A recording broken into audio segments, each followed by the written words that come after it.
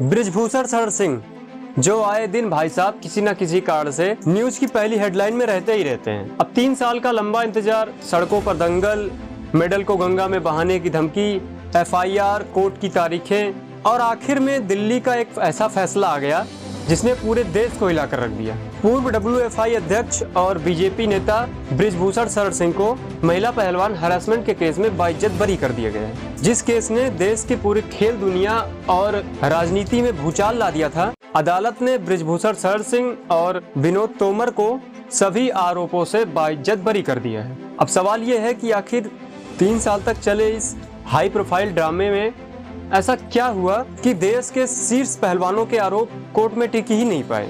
आखिर गवाहों के बयानों में ऐसा क्या झोल था और नाबालिग पहलवान के पॉक्सो केस से लेकर राउज एवेन्यू के आखिरी फैसले तक असल में हुआ क्या था। आइए आज हम इसे आसान भाषा में समझते हैं, लेकिन वीडियो आगे शुरू करने से पहले हम आपसे एक विनती करना चाहेंगे। अगर आप इंस्टाग्राम या फेसबुक पर देख रहे हैं तो कृपया फॉलो जरूर कर लीजिए, और अगर यूट्यूब पर देख रहे हैं तो कृपया सब्सक्राइब जरूर कर लीजिए।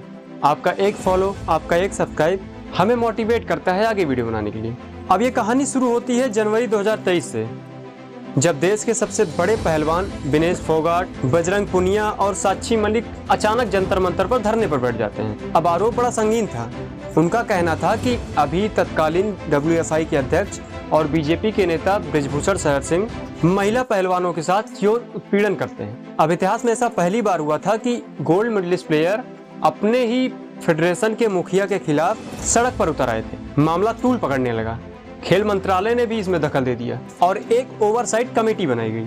अब इसके बाद कुछ समय के लिए तो धरना खत्म हो गया, लेकिन कहानी यहीं पर नहीं रुकी। अप्रैल 2023 में पहलवान फिर से धरने पर आ गए, फिर से जंतर मंतर पर आ गए, और इस बार उनका कहना था कि कमेटी में लीपापोती हो रही है, पुलिस एफआईआर दर्ज नहीं कर रही है। अब ये मामला सुप्रीम कोर्ट पहुंचा और सुप्रीम कोर्ट के कड़े रुख के बाद पुलिस ने बृजभूषण शरण सिंह के खिलाफ अलग अलग तरह के एफआईआर दर्ज किए। इनमें से एक एफआईआर नाबालिग पहलवानों के बयानों के आधार पर सख्त कानून पॉक्सो के तहत दर्ज किया गया, बल्कि 6 एफआईआर बालिग पहलवानों के साथ यौन उत्पीड़न का था। इसके बाद कहानी आपको याद ही होगी कि मई 2023 में पहलवान संसद की तरफ बढ़े, पुलिस और पहलवानों के बीच में खींचातानी हुई, पुलिस ने पहलवानों को ले जाकर जेल में बंद किया। गुस्से और हताशा में आकर पहलवान हरिद्वार पहुंचे और अपने मेडल गंगा में फेंकने की धमकी देने लगे। अब इसके बाद किसान नेताओं और पंचायतों के काफी बातचीत के बाद मेडल तो नहीं फेंका गया, लेकिन इसके बाद केस की कार्रवाई तेज हो गई और जून 2023 में पुलिस ने कोर्ट में चार्जशीट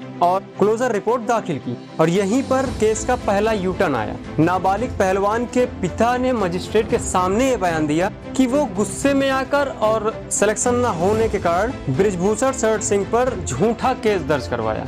इसके बाद पुलिस ने पॉक्सो केस रद्द करने की सिफारिश की कोर्ट से, और कोर्ट ने इसे रद्द भी कर दिया। अब बात आती है बाकी 6 महिला पहलवानों की। इसमें दिल्ली पुलिस ने 1500 पन्नों की चार्जशीट दाखिल की, जिसमें धारा 354, धारा 354A और धारा 354D शामिल थे।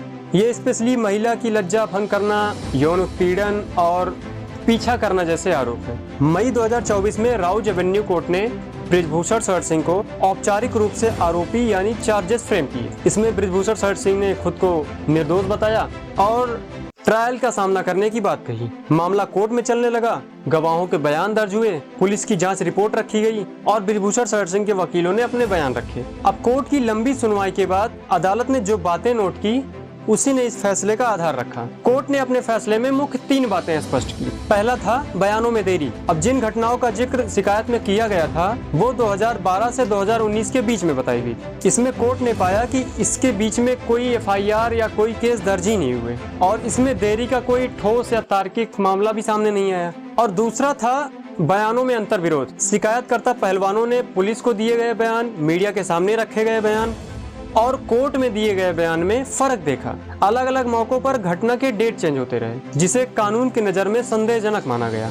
और तीसरा था सबूतों का अभाव। कोर्ट ने पाया कि अभियोजन पक्ष ऐसे ठोस सबूत या कोई गवाह पेश करने में नाकाम रहा है जो आरोपों की पुष्टि बिना किसी संदेह से कर सके।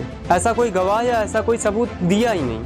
अब अदालत का सीधा सिद्धांत है कि भाई संदेह कितना भी गहरा क्यों ना हो, मगर वह सबूत की जगह नहीं ले सकता है। इन्हीं कमियों के आधार पर राउज कोर्ट ने बृजभूषण शरण सिंह और विनोद तोमर को बाइज्जत बरी कर दिया।